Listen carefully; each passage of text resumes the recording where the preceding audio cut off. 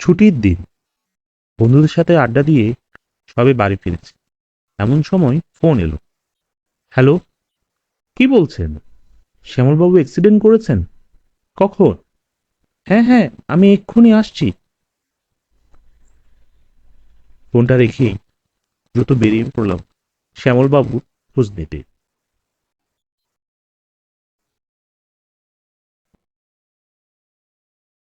আহা, এত ভালো মানুষটা কি যে হলো! এমন সময় দেখলাম শ্যামলবাবু রাস্তা দিয়ে হেঁটে চলেছে।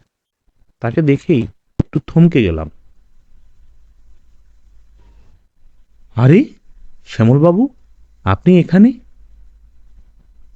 হ্যাঁ বাবু, তা তুমি এত রাতে কোথায় চললে? না, মানে মানে শুনলাম আপনি নাকি অ্যাক্সিডেন্ট করেছেন, তাই ভাবলাম। সে আর বলো না, একটা ট্রাক একদম চাক্কা দিয়ে গেল। সে কি, আপনার কিছু হলো না? হলো না আবার?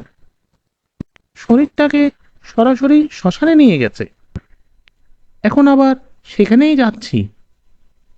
আর হ্যাঁ, শোনো, 3 দিন পর আমার শ্রাদ্ধ। তোমার নেমন্তন্ন রইল কিন্তু। আমি থাকবো, তুমি এসো। কি বলছেন এসব? কথাটা বলেই শ্যামলবাবু আবার হাঁটা শুরু করলেন।